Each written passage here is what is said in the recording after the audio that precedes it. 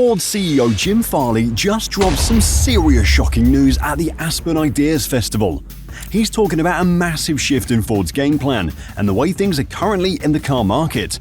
Farley's got a wild idea. He wants to fall head over heels for smaller cars again. That is the first thing he said, which is pretty ironic because Ford doesn't offer many small cars. But this is all about adapting to the market's needs, and Ford is changing course. What you need to understand is that the implications that come with it are huge, from the way we buy our cars and what the market offers to the way we even drive them. Let me explain. What's happening? We all know that Americans love their big, beefy rides. I mean, they are just so cool, right? But Farley says we need to rethink our love affair with these monster vehicles. He thinks it's super important for our society and for EV adoption. Why? Because when it comes to electric cars, bigger isn't always better. These behemoths are heavy and expensive, making the manufacturing a real headache. And Ford is so sure that the future is electric. But are EVs really the future? We have our own thoughts about this, but what do you think? Is Jim Farley right for saying this? And what about the profits? That's the real motivator for these companies. You might think those big trucks and SUVs are Ford's cash cows, right? Well, not anymore. Farley's dropping truth bombs left and right, saying that those profit margins just won't cut it in the electric world. The culprit? Those pesky, pricey batteries. He even went as far as saying big, enormous EVs are never going to make money. So what now? What is their plan? And why should it concern you? It is all about the intentions behind it. Ford's betting big on smaller, more wallet-friendly electric rides to keep the cash flowing. But there's more at stake here than just Ford's bottom line. Farley's got his eyes on the global playing field, and he's not messing around. He's giving Ford a 5-year deadline to start churning out profitable electric vehicles. Why the rush? Well, there are some new kids on the block, like the Chinese powerhouse BYD, and they're not playing around. If Ford can't keep up, Farley warns they might end up as a small-time player stuck in North America while the rest of the world zooms ahead. So what's Ford doing about all this? They're shaking things up big time. Those plans for massive electric SUVs and next-gen pickups on the back burner. Instead, they're all in on smaller EVs now. And get this, they're building a dream team of engineers from all walks of life to make it happen. It's like assembling the Avengers, but for car nerds. Now here's where it gets really exciting. Farley's not just talking the talk, he's walking the walk. He's promising an all-electric car that won't break the bank, priced at a cool $30,000. And he's not making us wait forever. We're talking 2.5 years tops. They've got a special squad working on this, focused on making small, affordable EVs that'll make you want to ditch your gas guzzler. Think about it. A $30,000 electric ride could be the key to unlocking the EV revolution we've all been waiting for. It's like finding the cheat code to make electric cars go mainstream. No more feeling like you need a trust fund to join the EV club. This move could be the electric equivalent of Henry Ford's Model T, bringing sustainable driving to the masses. But it's not just about making our wallets happy, although that's a pretty sweet bonus. This affordable EV could be Ford's secret weapon against the dreaded lot rot. You know when cars just sit there gathering dust because nobody's buying them? Yeah, that nightmare scenario keeps car company execs up at night. With a price tag that won't make your eyes water, Ford might just avoid that headache altogether. Jim Farley himself dropped some truth bombs that will make your head spin. He said, and I quote, "The battery is $50,000. The batteries will never be affordable," and he's totally right. In the first quarter of 2024, Ford's EV division, called Model E, lost a mind-boggling $132,000 on each of the 10 electric vehicles they sold. That's not a typo, folks. They're literally bleeding money with every EV that rolls off the lot. And if that wasn't enough to make your jaw drop, they're bracing for a $5 billion loss in their EV business this year. So for Ford, this is not about just making changes. It's all about survival. But you might be thinking, sure, that sounds great, but is this really what the market needs? Is there demand for it? Well, don't just take my word for it. The analysts and researchers have been shouting from the rooftops that we need more wallet-friendly EVs if we want everyone and their grandma driving electric. It's like they've been reading our minds, or at least our bank statements. Because let's be honest, in this economy, no one can afford those giant SUVs and trucks anymore. But to answer this, let's rewind a bit. Remember when Ford used to be like that friend who had a little something for everyone? They had a whole smorgasbord of sedans, the Focus, Fiesta, Fusion, you name it. But then, between 2018 and 2021, they pulled a vanishing act that would make David Copperfield jealous. Poof, all those sedans gone. Ford's smallest offering now? The Mustang, and let's be real, calling a Mustang a small car is just absurd. But Ford's not alone in this automotive disappearing act. Dodge has none, Jeep none either, and Chevy's hanging on by a thread with the Malibu. It's like small cars have become the endangered species of the auto world. So the market share for smaller cars took a nosedive, plummeting to less than 30% of new car sales in the US. Meanwhile, SUVs, trucks, and crossovers are living their best lives, gobbling up over 60% of the market. Automakers are all about that profit, and guess what? Historically, small cars that are not EVs have not been as profitable as the big ones. As much as we love the big cars, the demand for sedans and smaller ones was still there. The data certainly suggests that. Those cheap small cars everyone thought were going extinct, they're selling like hotcakes. They're not available as much as the big ones, but still they are heavily in demand. Even the Ford Maverick is flying off lots. The Chevy Track is seeing growth that would make any other company jealous. We're talking double, even triple-digit percentage increases month after month. In fact, while the overall car market is crawling along with a 2% growth, those compact and crossover vehicles, they're sprinting ahead with a 20% boost. Meanwhile, those big beefy pickup trucks, they're actually losing ground, down 4%. You see, it's not just about being unpopular, it's expensive to make these little guys. The cost of materials and labor for smaller cars are like that expensive gym membership you never use. They just don't justify the returns. Low demand was not the reasoning all along. But guess what? Now that the big cars are not selling as they used to, they came up with a solution. Now this might seem a bit complicated, but I'll break it down for you in simple terms. The Tesla method. The cheapest ticket to Tesla's lineup is the 2024 Tesla Model 3, specifically the rear-wheel drive trim. This bad boy starts at a cool $38,990. But here's where it gets interesting. Uncle Sam might help you out big time. Depending on your situation, you could qualify for up to $7,500 in federal tax credits. That's 7,500 smackers off your purchase price. And if that wasn't enough to make your wallet do a happy dance, Tesla's been feeling extra generous lately. They've been running promotions that could slash up to $8,000 off new Tesla purchases, which puts it below that 30 grand mark Jim Farley has been talking about. And the best part? The Model 3 is amazing. Range anxiety? Forget about it. The base rear-wheel drive Model 3 will take you a whopping 272 miles on a single charge. That's like driving from New York City to Washington, D.C. and still having juice left over for some sightseeing. But maybe you're the type who likes to go the extra mile, literally. The long-range model will carry you for an estimated 341 miles, and that's like driving from Los Angeles to San Francisco with range to spare. And if you're all about the pedal-to-the-metal life, the performance model is your new best friend. It's got enhanced features and acceleration that will make your head spin. Tech-wise, Tesla doesn't mess around. Every single Model 3, regardless of trim, comes loaded with Tesla's Autopilot, semi-autonomous driving system. It's like having your own personal chauffeur minus the fancy hat. And comfort? Oh, they've got you covered there too.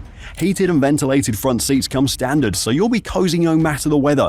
But let's not forget about Tesla's ace in the hole, their supercharger network. It's like having a gas station on every corner, except these are for electric vehicles. No more range anxiety, my friends. Doesn't that sound nice? So what's the bottom line? What is the secret behind it?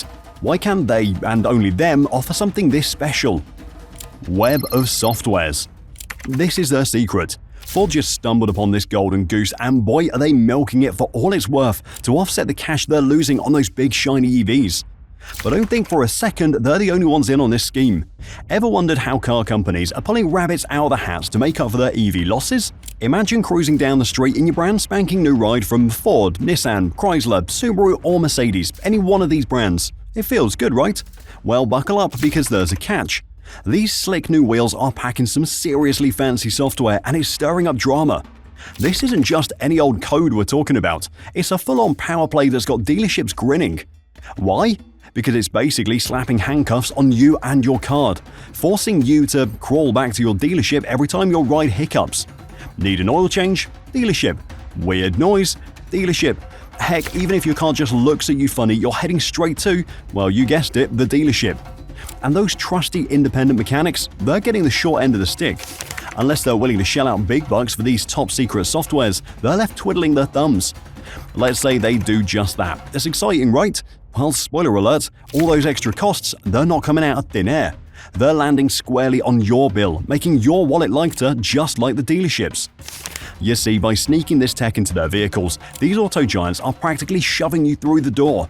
It's like they've installed a homing beacon in your car that always points to their service center. And this trend is picking up speed fast, and it's not just car owners feeling the burn. It's putting the squeeze on those small repair shops too. The message couldn't be clearer. Fewer repair options, more cash out your pocket, and a big fat sorry not sorry to anyone trying to compete.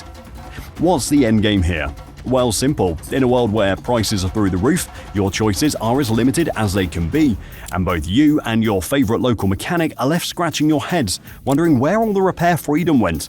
And there is no getting around it. These proprietary systems, they're locked down tighter than Fort Knox. The only ones with the keys are the automakers themselves. Want to tweak something or update the system? Good luck with that unless you're on the company payroll. It's like trying to mix oil and water. These closed systems just don't play nice with the open source world that thrives on sharing and collaboration. And you best believe the automakers are loving every second of it. They've turned tech into their personal bouncer, making sure that when your car throws a tantrum, you've got no choice but to come crawling back to them. Why are they pulling this stunt? Well, when companies start seeing red in their ledgers, they get creative, and not always in a good way. Take Ford, for example. In the third quarter of 2023, they were losing a mind-boggling $36,000 on every EV they rolled off the lot. That's enough to make any accountant break out in a cold sweat. While the experts were scratching their heads trying to figure out how these companies would plug the money leak, the answer was staring them right in the face. And it's not just Ford playing this game, the whole industry's in on it. These auto giants are flexing hard, using their monopoly on repairs to set prices that'll make your eyes water. With all that high-tech mumbo-jumbo under the hood, they can justify charging an arm and a leg, claiming only their certified techs can keep your ride purring like a kitten. Those proprietary programs and unique parts, they're not just for show. They're carefully crafted to make their vehicles look like the Swiss Army knives of the road. Complex, multifaceted, worth every penny of those eye-watering repair bills. And don't think for a second they're going to ease up. When it comes to money, these companies play hardball. You see, it's not like the government's sitting on its hands. They're trying to step in. But these auto giants, they've got more moves than a chess grandmaster when it comes to fighting back. So let's dive into the details. Monopoly versus government. From the government and public side, there's a rebellion brewing, and it's called the Right to Repair movement. It's like David taking on Goliath, but instead of a slingshot, we're armed with policies and laws. These laws are all about giving you, yes you, the power to fix your own stuff, or choose who fixes it for you. No more being forced to crawl back to the manufacturer every time your phone screen cracks or your car makes a funny noise. In 2012, Massachusetts, just like that cool kid in class who does something brave first, they passed a law telling car manufacturers that they've got to share their repair secrets. It was like unlocking a treasure chest of information for regular Joes and independent repair shops. Fast forward to 2024, and we've got states like Colorado, New York, and California jumping on the bandwagon. It's spreading fast. Now you might be wondering, what's in it for me? Well, first off, it's going to save you some serious cash. You know how manufacturers charge an arm and a leg for repairs? With Right to Repair, you can shop around or even fix it yourself. It's like having a coupon for life. This is huge. Think about all those phones we toss out every day, 350,000 of them. That's like throwing away a small city's worth of phones daily. Right to Repair laws are like a superhero cape for your gadgets, giving them a second, third, or fourth chance at life. And let's talk freedom, baby. These laws are all about giving you choices. Want to fix your own laptop? Go for it. Prefer the repair shop down the street? They've got your back. Now you'd think everyone would be on board with this, right? Well, wrong. Some big companies are throwing tantrums like toddlers who've had their favorite toys taken away. I mean, it is not a surprise, right? They're crying about safety risks and stolen secrets, but studies show that independent repair shops are just as trustworthy as authorized ones. It's like saying only the chef can use the salt. That's ridiculous, right? And the cybersecurity risk argument is another favorite of theirs. They claim letting others repair your stuff is like leaving your front door wide open. But tech experts are calling their bluff. If a product is well designed, it shouldn't turn into a cyber disaster just because someone other than the manufacturer touched it. So where does this leave us? We're at a crossroad, folks. On one side, we've got the manufacturers clutching their pearls and their profits. On the other, we've got customers and independent repair shops ready to roll up their sleeves and get to work. The Right to Repair movement isn't just about fixing stuff, it's about fixing a broken system. It's about saying no to planned obsolescence, some fancy word for making stuff break on purpose, and yes to sustainability, consumer rights, and good old-fashioned competition. As this battle rages on, one thing's for sure: the outcome is going to shape how we buy, use, and repair our stuff for generations to come. Are we going to let manufacturers keep us on a short lease, or are we going to take back control of our gadgets and vehicles? And what is the solution? It's simple. Your wallet is your superpower, and your voice is your sidekick. By choosing where to spend your hard-earned cash and speaking about sketchy tactics, you're basically wielding Thor's hammer against these corporate giants. Trust me, they're shaking in their overpriced boots. Most of these businesses are like vampires, and instead of blood, they need sales to stay alive. No sales, no business. It's that simple. So when you decide to support the good guys and ghost the bad ones, you're essentially playing God in the corporate world. This relationship between consumer behavior and corporate strategy is a dance as old as commerce itself, where the customer leads and companies must follow or risk being left behind in the silent halls of history. The shift in consumer expectations has already begun to reshape industries, with notable examples emerging from the automotive sector. Take Toyota, for instance. Their Toyota philosophy isn't just some fancy slogan. It's like their sacred oath to make everyone happy while keeping things squeaky clean. Toyota has chosen to steer off the beaten path. This automotive titan has embraced a philosophy that transcends mere profit accumulation, opting instead to apply the principles of fair play and equitable business practices. Unlike many competitors that are laser-focused on maximizing shareholder returns, Toyota's approach is a breath of fresh air in an industry often criticized for prioritizing revenue over relationships. And guess what? It's working. In 2022, they sold a mind-blowing 10.5 million cars. That's like selling a car to every single person in New York City and then some. Now let's flip the script and talk about General Motors. They try to pull a fast one by making people pay extra for stuff that should have come with a car.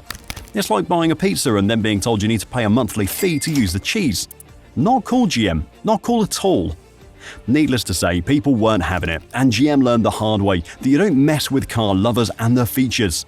This rejection serves as a stark reminder that there is a limit to what consumers are willing to tolerate, and GM's subscription scheme definitely crossed the line. And you know what the crazy part is? This is not the only way they're trying to milk their customers. So let's dissect everything together. Big data. Imagine you hop into your car and it's not just a set of wheels anymore. It's basically become your personal data detective. It's tracking everything from your lead foot tendencies to your favorite tunes, and even how often you hit up that drive-thru for a midnight snack run. That's crazy, right? Now brace yourself for this mind-blowing nugget. The brainiacs at McKinsey predict that by 2030, this whole connected car shindig is going to be worth a whopping $750 billion. But here's the million-dollar question: are we cool with our cars knowing more about us than our best friends do? Think about it. This is not simple data collection mission they're on. First up, we've got these sneaky little things called telematics systems. They're like that nosy neighbor who always knows where you've been, how fast you got there, and probably what you had for breakfast. But hey, it's not all bad. These digital tattletales might actually save you some cash on your car insurance if you're not channeling your inner speed racer every time you hit the road. And let's talk about the infotainment systems. These bad boys are like that friend who remembers every embarrassing story about you and is just waiting for the right moment to spill the beans. They're syncing up with your phone, peeking at your contacts, and probably judging your music taste. And just when you thought your car couldn't get any smarter, some of these four-wheeled Einsteins are now equipped with biometric sensors. Yeah, your car might soon be able to recognize your face or fingerprint just like your phones do. Now, here's where things get a bit dicey. According to the Mozilla Foundation, the internet privacy watchdogs, a whopping 92% of car makers are being super stingy with giving drivers control over their own data. And if that wasn't enough to make your head spin, 84% of them are sharing our data with third parties. But when do we all agree to this? Are we cool with our cars knowing our deepest, darkest secrets? And I know some of you are saying, what is the big deal? Well, let's talk about it. Privacy concerns. According to the tech wizards at McAfee, these connected cars we're drooling all over, they're like candy to hackers.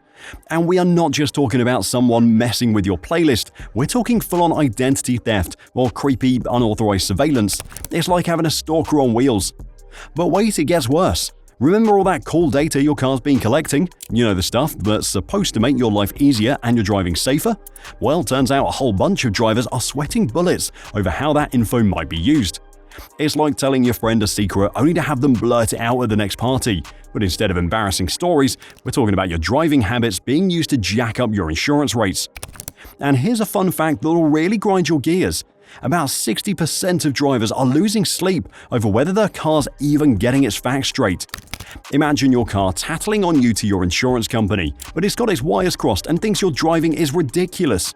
Next thing you know, you're being charged like crazy, all because your car can't tell the difference between a pothole and a drag race. Think about it. What if your car's data decided you were a terrible driver based on that one time you swerved to avoid a squirrel? Or what if a hacker decided to take your car for a joyride from their couch? It's enough to make you wonder if we're trading convenience for a whole lot of headaches. But hey, it's not all doom and gloom. Maybe this is just the growing pains of a technology that'll eventually make our roads safer. Or maybe it's time we all become a little more tech-savvy and started asking the tough questions about what our cars are really up to when we're not looking. But what's your take on this? Let us know in the comments. Thanks for watching, and I'll see you on the next one.